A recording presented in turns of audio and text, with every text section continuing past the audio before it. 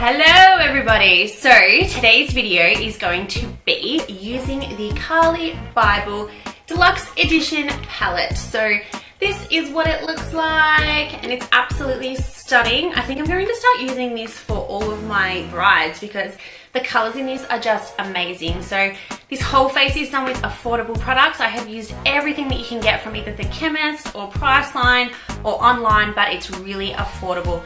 So I hope that you really enjoy it. Keep watching. So I'm starting this look prepping my eyes with the Revlon Photo Ready Insta Fix stick. So I'm just rubbing that all over my eyes and I'm going to spread it out with my fingertips and make sure that it's all rubbed into my eyelids properly.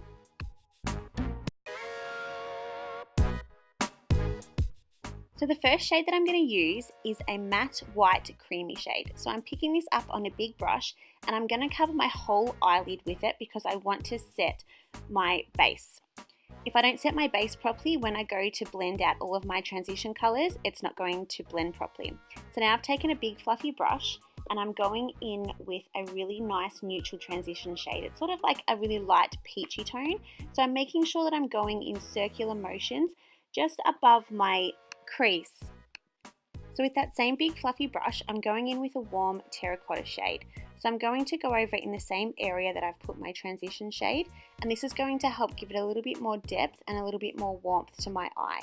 I'm doing this because I want to do it in stages. I don't want to go from just a really light transition color to a really dark color. When you're doing it in stages, it makes it so much easier to blend and it helps everything to blend in so much better. And that's when you don't get any harsh lines. Now with a smaller blending brush, I'm going in with this brown shade just in the outer corners of my eye. I want to create sort of a little bit of a C shape on the outer corners. I don't want to go across my whole crease like I did with the transition shade. So I'm just really trying to keep to the outer corners but blending it in as well. This may look like I'm taking the colour all through my crease, but what I'm doing is I'm depositing the majority of the colour on the outer corner of my eye and then I'm bringing it into my crease just so that it blends nicely.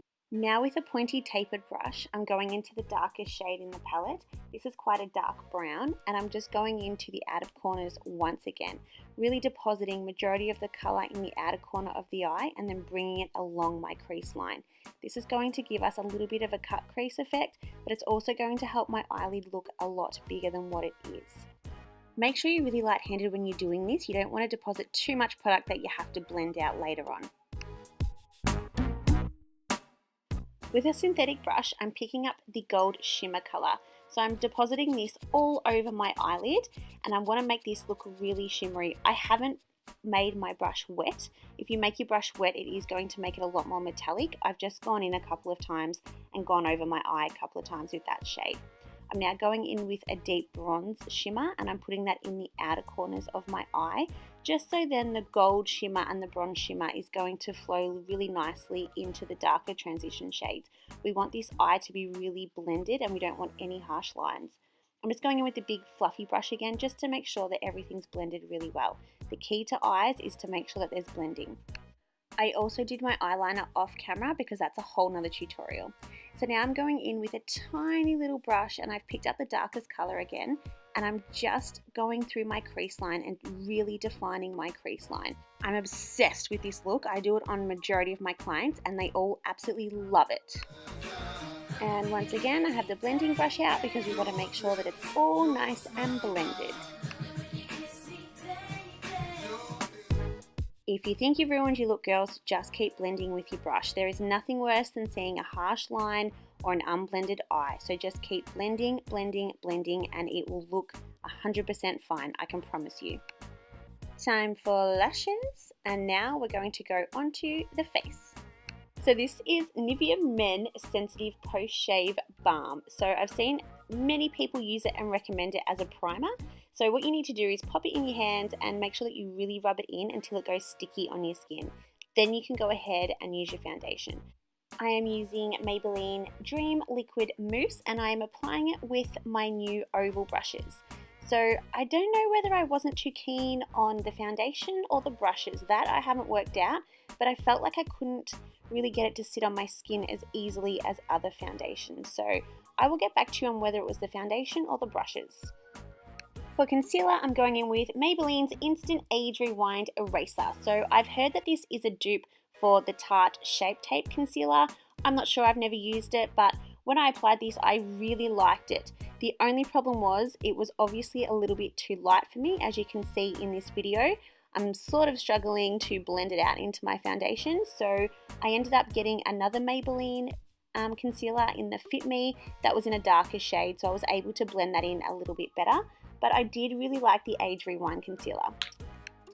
This product here is one of my favourite products. It's the Maybelline Vface Duo Stick. So I'm using it to contour my face, and it also has a highlighter at the other end. I just find that this blends out really easily and the colour of it isn't too dark. So if you make a mistake, it's not going to be too hard to try and blend it out into your foundation.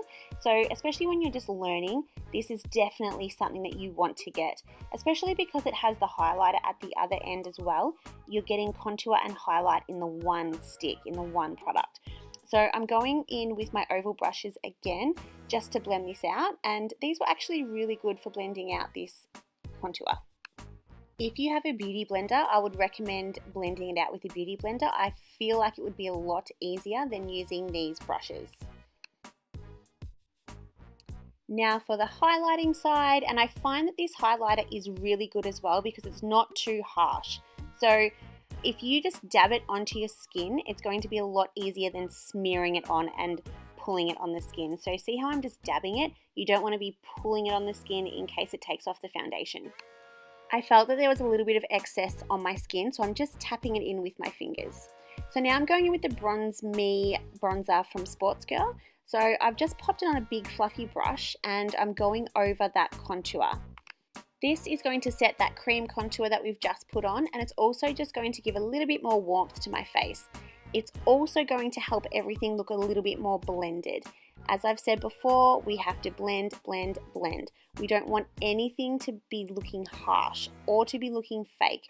So I'm just going down the bridge of my nose because I want to set everywhere that I put the cream contour. I'm now going to set my cream highlight. So I've gone in with this pinky tone from the Carli Bybel palette, and I'm just really gently popping it on my cheeks. This highlight is actually so stunning and it just makes it really pop. So I'm also just going to go down the bridge of my nose and put a little bit on the tip of my nose as well. Just make sure that you rub this in with your fingertips because you don't want it to look too harsh.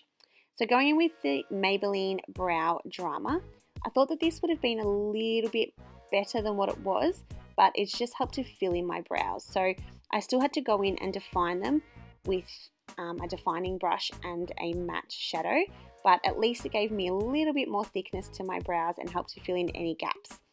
So now I'm just going back in with that pink highlighter and I'm going to highlight underneath my brow bone and on the inner corner of my eye.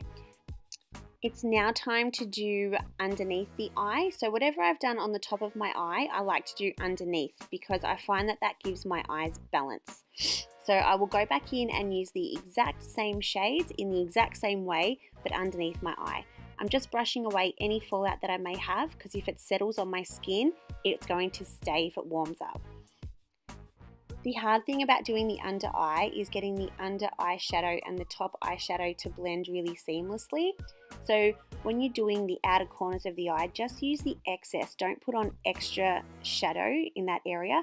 Just use any excess and blend out. For blush, I'm using L'Oreal Le Blush in 120 and this is stunning, this color.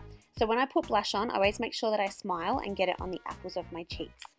So a little bit of mascara on the bottom lashes and now going in with a Maybelline lip liner. This is in the color 105 Nude Whisper. I'm going in now with the 725 lipstick from Maybelline and this is a real satin lipstick. It's really quite glossy and the color of it is on point. It's the perfect pinky nude shade. Hey guys, thanks for watching this video. So make sure that you subscribe down below and also give me a thumbs up and make sure that you check out my other videos that are on YouTube. I have a hair tutorial that shows you how to pop in these hair extensions and also how to do a bronze glowy look and also some products that I absolutely love and recommend. So make sure you check those out and I'll see you in my next video. Bye!